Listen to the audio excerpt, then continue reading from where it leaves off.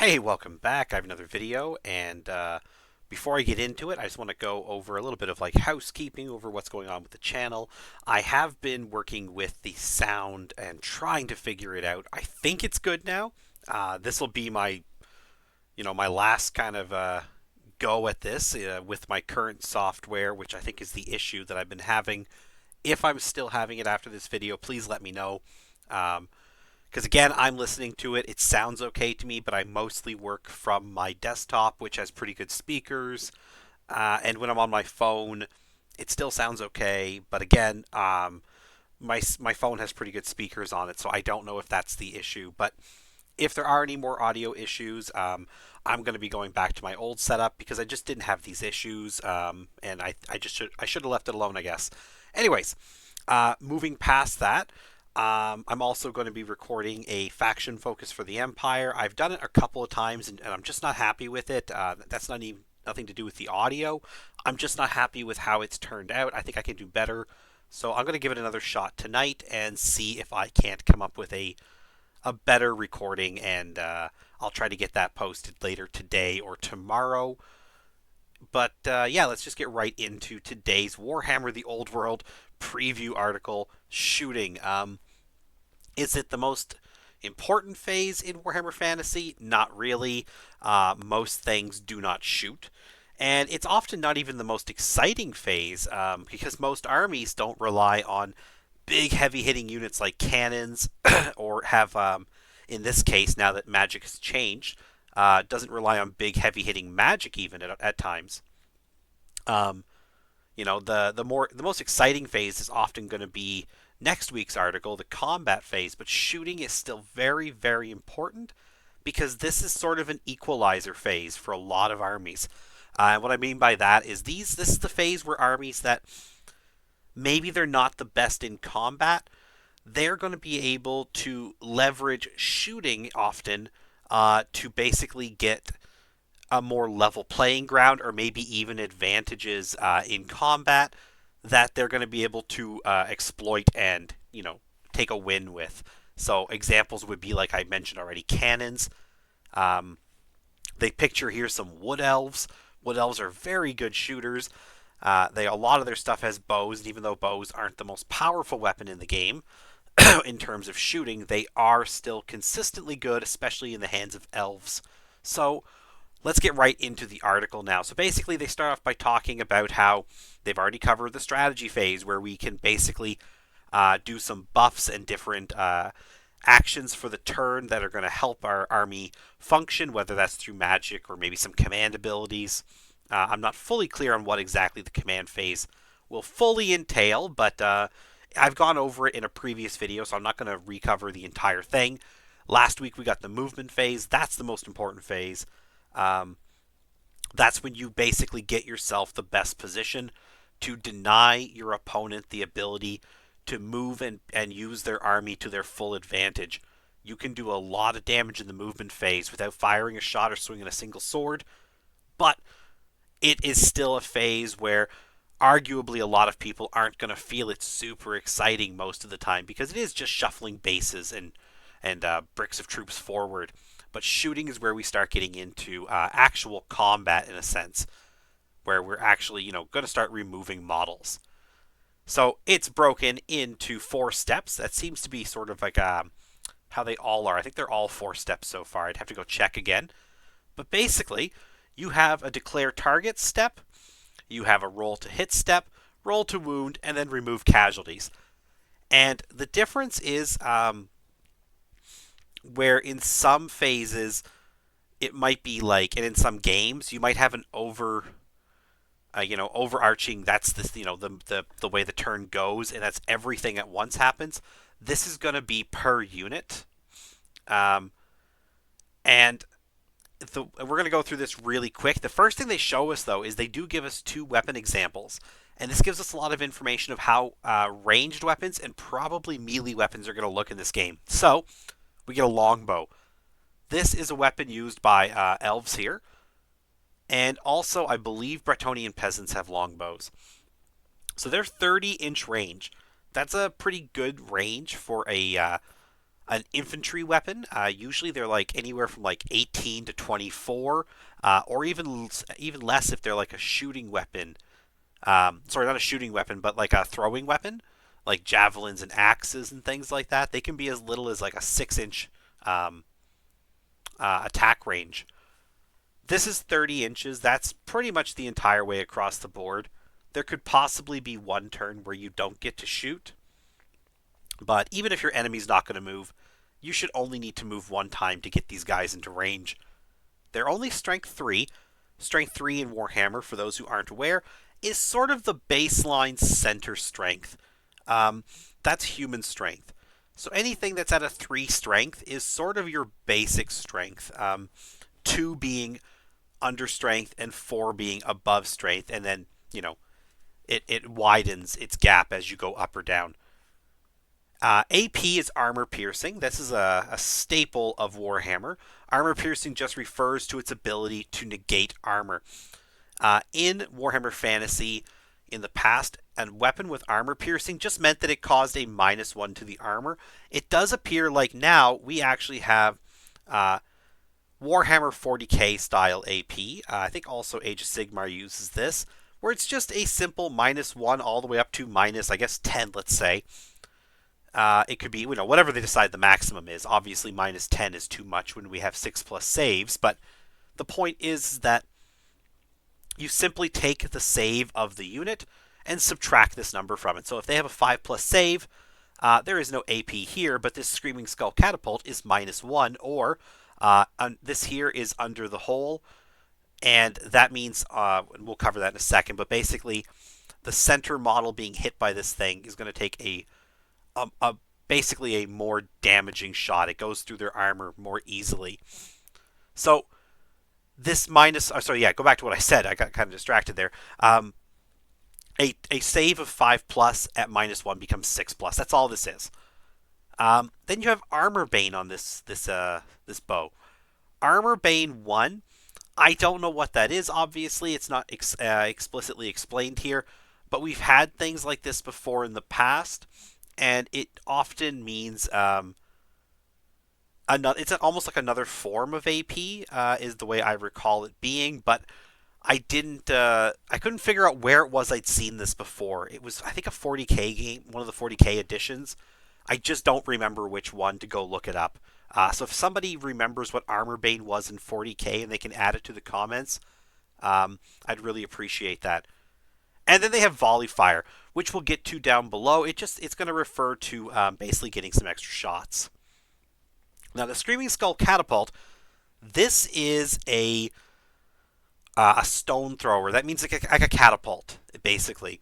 This thing here doesn't shoot direct. It shoots a shot that lobs high into the sky, and then it falls on an enemy unit. So in terms of gameplay, this has bombardment. I'm going to assume that means it comes down. It probably also means it can go over terrain. It doesn't maybe require line of sight.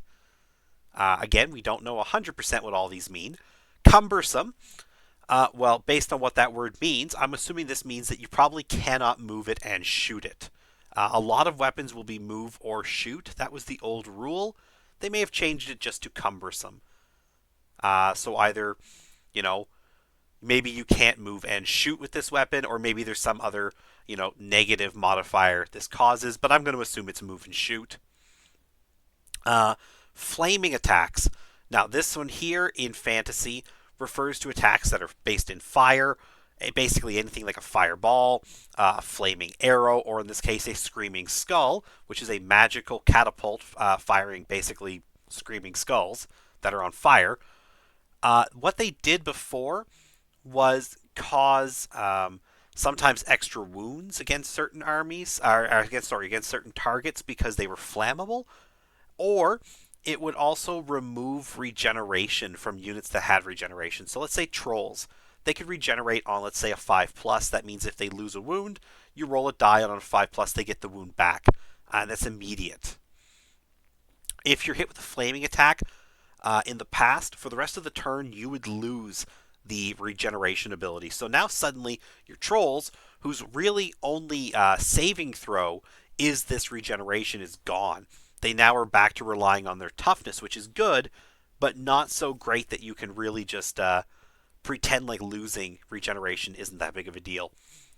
And also that leads to basically making sure that your attacks are going to go in a certain order, because flaming attacks first, again, remove the unit's regeneration, and you want to do that first. It's also a magical attack. Magical attacks, what they meant in previous editions, once again, we don't know how this is going to work exactly, but so far everything sort of points towards a lot of the old rules are just going to work exactly the same now. Um, and magical attacks had the benefit of essentially being able to hurt things that otherwise couldn't be hurt by non-magical attacks. Let's say a unit of ghosts. There were units of ghosts in certain armies, like specifically vampire counts. They would get hit by by a regular sword, and nothing would happen. They were ethereal. A regular sword would go through them. But let's say the Skaven, using one of their warpstone-powered guns, takes a shot. That shot is magical because it's made with warpstone bullets. That means that even though it's just a bullet, the rock they made it out of is magical, or the gunpowder is magical, and now suddenly the ghost can be hurt. This is also, okay, this actually got right here, move or shoot. So now I don't know what cumbersome is. I guess we'll have to think about this one some more. And if anybody sees anywhere where they've posted what cumbersome is, yeah, I don't know. That one's interesting. Maybe that has to do with the facing. Maybe you can't face and shoot as simple as other weapons, maybe they have to shoot almost like directly the way they're facing. I don't know. I'm going to stop guessing at this one because I have no idea now that I see that move or shoot is right down here.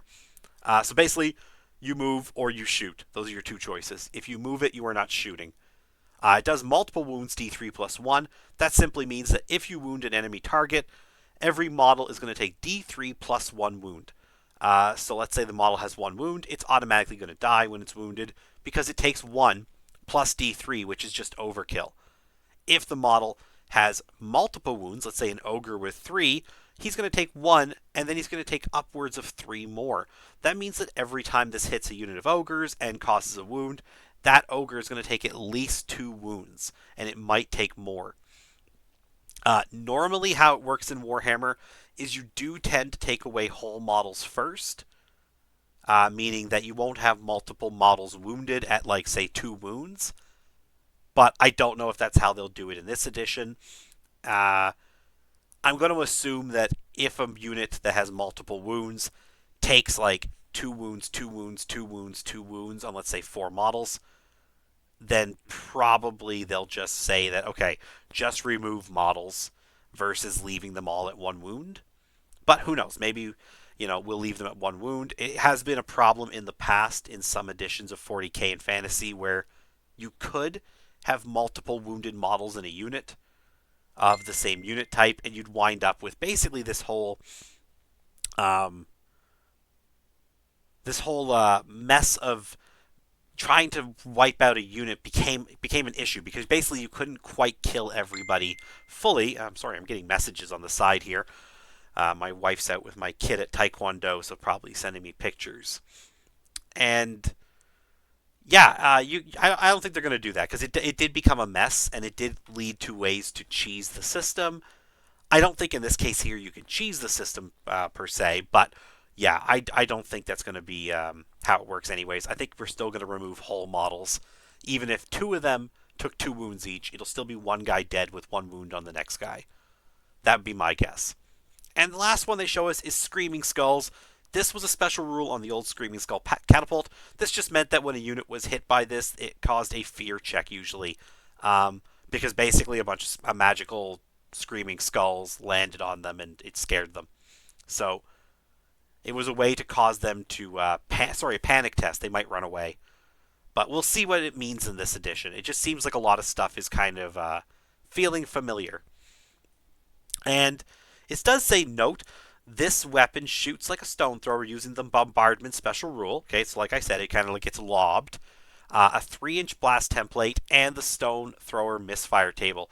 So how blast templates worked in the past is essentially you would roll a scatter die, which is a bunch of arrows on 4 facings, or hit markers on 2 facings, and then you'd roll a d6 or 2d6 next to it, and you would have this like template, this circle that was either 2.5 inches wide or across, sorry, or 5 inches across, depending on the weapon.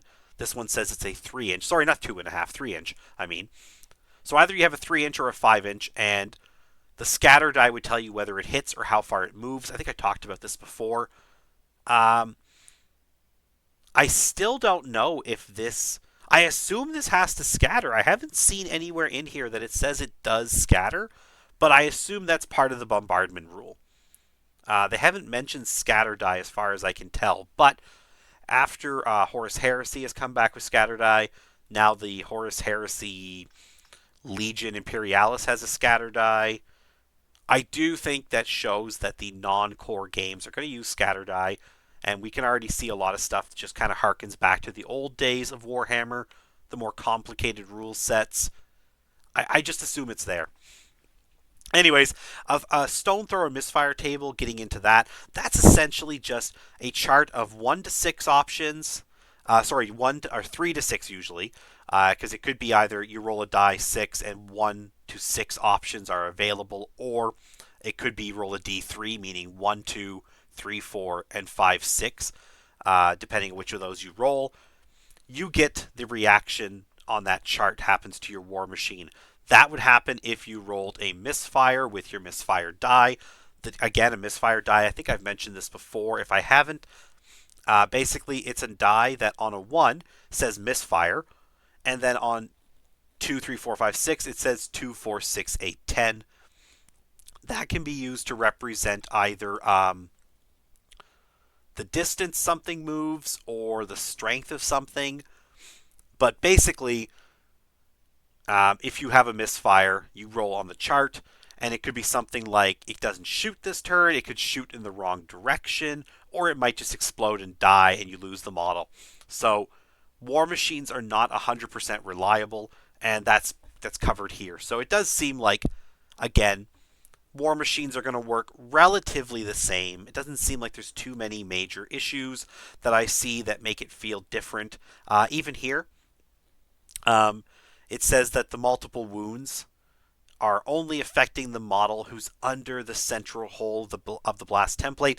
That's also of important note. On templates, there is a hole in the middle, and basically, if there's a model that is fully under that hole, that model is counted as having double strength. So this thing is 12 to 60 inch range, and it's 4 strength for everybody who's hit, except the guy under the hole. He's hit at strength of 8.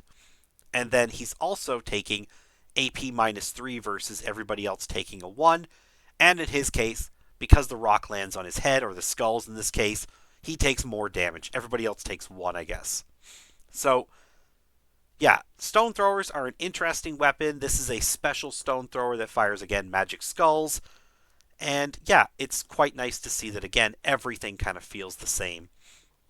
So, first you pick a unit and declare a target. So I pick a unit of handgunners. Handgunner unit A, they're, let's say, right here. And they pick a target which is coming at them, this big block of troops in front of them. They have to have line of sight. They can't have marched or charged that turn. They can't be fleeing or in combat. They have to be a unit that is fresh, standing in the open, not doing anything else, and they can see their target unless there's a special rule that says they can do it without seeing. Again, that might be in there somewhere. But usually with regular shooting weapons, you had to see. It also tells you cannot split the targets. So if 10 guys are in the unit and only 8 can see, then the other 2 are wasted. They cannot fire. And they can mostly shoot 1 time only, no matter how many attacks they have on their profile, because profile attacks refer to the number of attacks in melee, not in shooting. But there are things like volley fire mentioned here that says basically you would get an extra rank. So if you have volley fire, if you're on a hill, only the front rank may fire. So let's say you have 10 guys, 5 and 5. Only the front 5 can shoot unless they have volley fire or they're on a hill. The hill would give them some height. And the ways to get around that, I think, are really just going to come down to most of us are going to deploy our guys wide. Um, this was very common in older fantasy editions. You'd only be able to shoot in one rank. The guys behind them would just be there to step up if there were casualties. But in 8th edition, I don't think it happened in 7th. 8th edition for sure, you could shoot in 2 ranks. So it was really good to put 5 guys and 5 guys in 2 ranks. We're going back to single ranks. I think we're going to see a lot of stretched out units of handgunners and archers. It does make them quite wide, especially at the new 25mm bases. That puts you at 250mm across, which I think is nearly a foot. I'm pretty sure that's about a foot. I'd have to do the math on it, but I think 30 centimeters is a foot, and 250mm is 25 centimeters. So I do think, it's quite a large frontage, and it could cause issues with your deployment and movement. So it's going to come down to basically deploying the way you can, best you can. Now, once you've chosen a target, you roll to hit.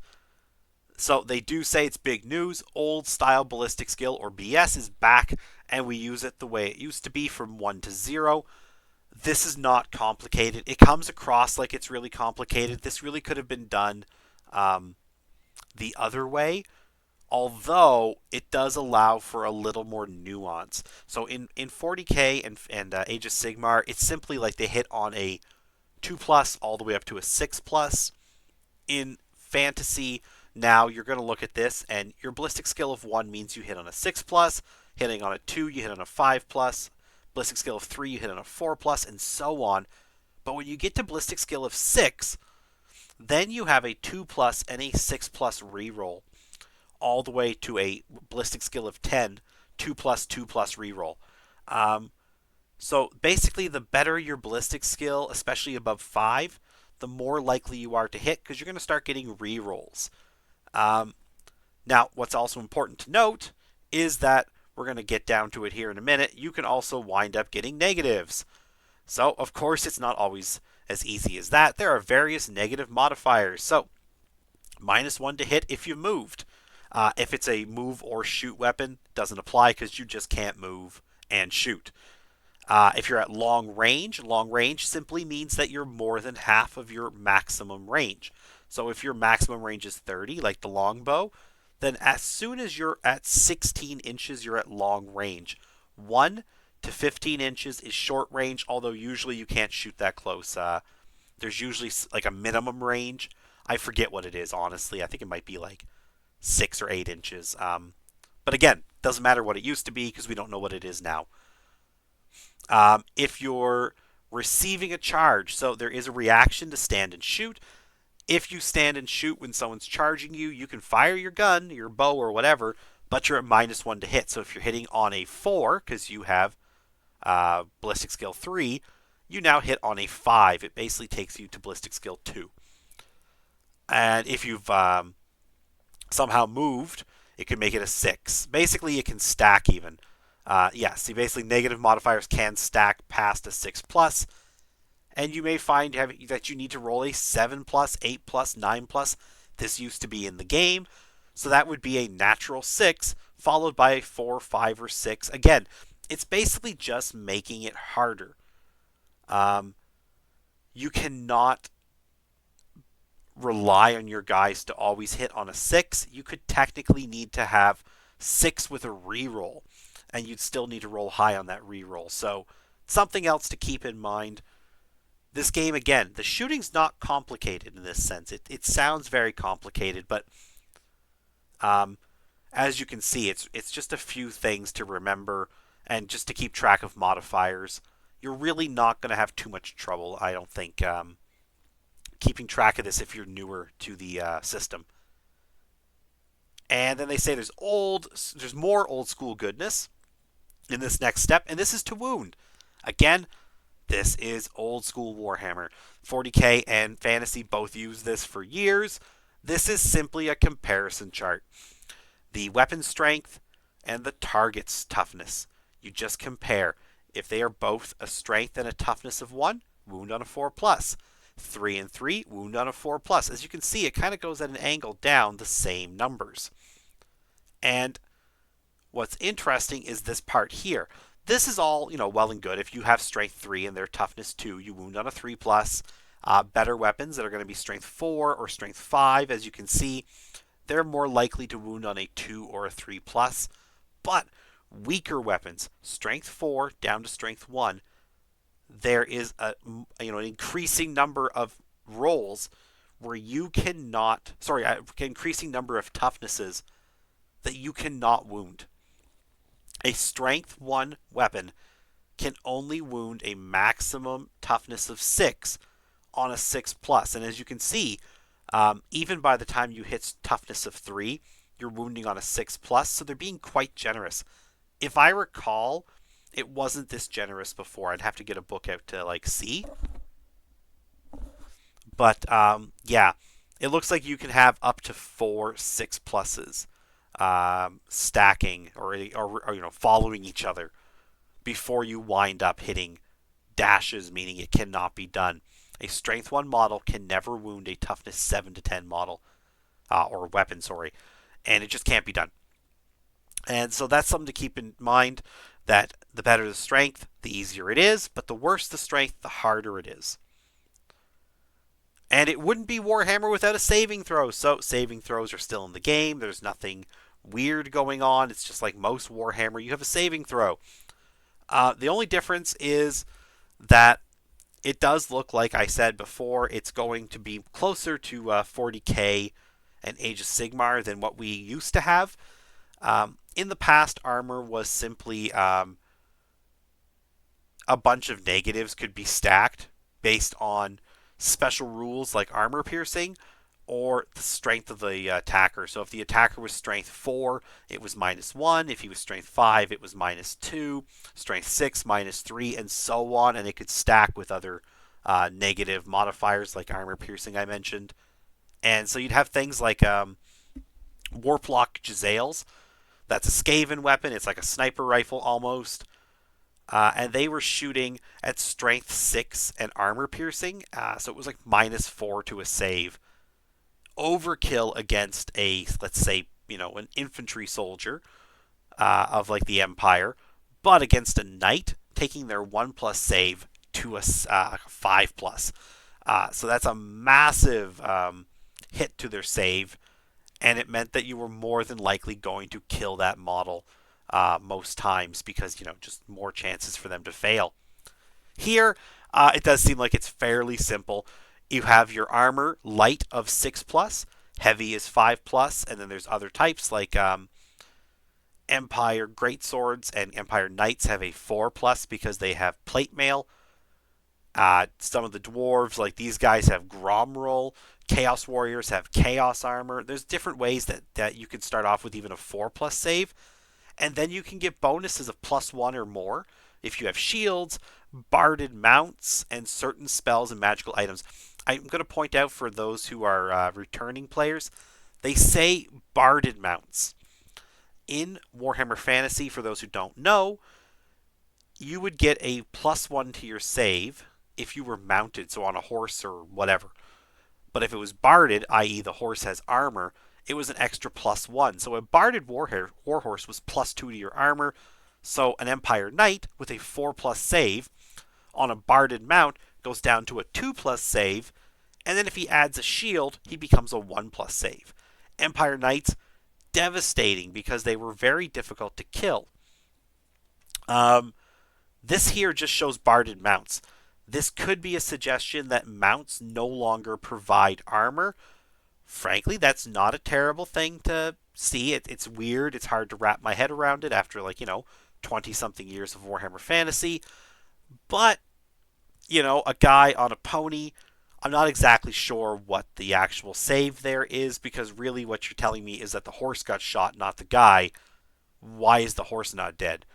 So basically, what you wind up with here is that maybe, guys on light horses might not get another save. So if they have light armor for 6+, they're not going to have 5+ for being on a little pony like we used to have. That might be different. And then there's different spells and magical items that again can give you a bigger boost. A shield is +1, maybe a magic shield is +2. There are spells that give you bonuses to armor, things like that.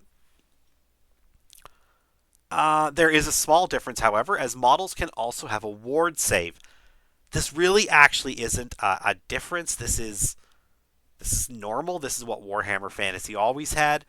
A ward save is just an invulnerable save if you're thinking in terms of Warhammer 40k. Just one second, I need a drink. Sorry. Um, it is literally just a magical save that after you take your normal save, if it fails, or for whatever reason it was negated and you don't get a save at all, you still have a ward save that cannot be defeated. Um, so it cannot be modified by AP and is rolled for as a separate save made after the armor roll has failed. A really good example we're going to see a lot of because of Bretonia being uh, a central faction in this edition is in Warhammer Fantasy. They had the option to, in the past, to pray at the start of a game. It just meant that basically they never got first turn, but they all got a 6+ ward save against combat and shooting, unless it was strength 5 or better, in which case they got a 5+ save. I think there was other ways to enhance it, but really, the point was that the whole army had like a 6+ or even a 5+ ward save, and that was on top of the 2+ armor knights had. So it's pretty cool to see that is still a thing. Again, it's not new. I don't really know why they wrote it this way because it does come across like it's not um, the same as it used to be. But I think that might just be me misreading this because overall I feel like they've been pretty upfront that this is a lot of returning rules. And then the final step is where you remove casualties, take panic tests as necessary. Uh, if a unit takes 5 models dead or 5 wounds, you just take off 5 wounds. If they have 1 wound each, it's 5 models. If they have 3 wounds each, it's 1 model and 2 wounds on the second model. And if they lose too many things, what you do is you do a panic test. Once they lose like usually 25% of the unit or more, they simply roll on their leadership. If they roll too high, like above their leadership, they would turn around and run away 2 dice 6 inches. And that's, again, another article. They don't cover that. And then they mentioned that Old World is going to also use a bunch of other types of shooting. So they have big beasties with breath weapons. Sometimes we had breath weapons built into other types of things, like even characters and regular troops. It could happen. But yeah, usually it would be like dragons basically breathing fire. There were skirmishing cavalry that can fire and flee. That seems new. The way I'm understanding that is probably going to be like a charge reaction where they shoot their weapons, whatever they have, and then they run away. In the past, they could either stand and shoot or flee. So I do think that that's going to be something new where it combines it because they're skirmishing cavalry, i.e. they're fast. And Dwarven Iron Drakes have Cinder Blast bombs that can quick shot. Quick shot just means that weapons that normally couldn't shoot when you were being charged, you know, because maybe the enemy was too close, you could always shoot these, so you get to throw those. And it sounds like we'll be covering this in a somewhat down the road article. I feel like they'll talk about this one more. That probably will get some sort of faction focus each week for the armies. And as for magic, there's 2 types of categories that can be used in the shooting phase: magic missile and magical vortexes. Basically, a battle magic fireball is a magic missile, casting value 8+. We still don't quite know how that works. I'm guessing it's just 2 dice, maybe 3 dice. Maybe it's even a leadership related thing. Actually, no, it's an 8+. So I'm betting it's 2 dice. It might just vary how many dice you have to work with. Range is 24 inches, and the target takes 2 dice 6 strength 4 hits with an AP of nothing, and it's flaming. So if you shoot something that's flammable, it probably does 2 damage each. And then Vortex of Chaos. Also 8 plus, this one is a Vortex. It's 15-inch range, and you put a small blast template on the board, and then it's going to start rolling around, and everything it touches is going to get hurt. So basically, it says it's treated as dangerous terrain. Moves die 6 inches in a random direction. Again, we're gonna have scatter die if even if I missed it in this article, I don't think they did say it, but we're definitely having scatter dies back. Random direction d6 inches at the start of every turn, so my turn, your turn, subphase, and any unit, friend, or foe the moving template touches or moves over it suffers die 6 plus 1 strength 3 hits, each with an AP of 0. Basically just means that if you get touched by it, you take die 6 plus 1 hits. So it's a pretty cool weapon. It's a lot less scary than the old vortexes we had in 8th edition, like Purple Sun, which could literally roll down an enemy army with very little in the way of luck. It really wasn't that hard to sort of set it up in a way that it was just going to completely destroy an enemy army. Like everything touched was going to take like an initiative test or die. This is a lot more reasonable. Anyways, I am not going to continue talking too much more. I don't think there's anything else to add. I'm just really happy with all this. There obviously combat phase next week, and after that we'll probably get into some more how to play stuff, and then also we'll have 9 weeks of faction focuses. I'm sure Empire, Bretonia, High Elves, Wood Elves, Dwarves, Warriors of Chaos, Orcs and Goblins, um, Beastmen, and Tomb Kings. Those are the 9 we're going to get. The first one I'm sure will be Bretonia, followed by Tomb Kings, and then they'll just kind of go down the line. And yeah, I think we're getting, you know, probably like 12 or 14 more articles, basically just to get us to the launch. And yeah, thanks so much for watching. Hopefully this was helpful and informative, and I really do look forward to talking with you guys next week about the combat phase. So thanks very much for watching, and have a great day.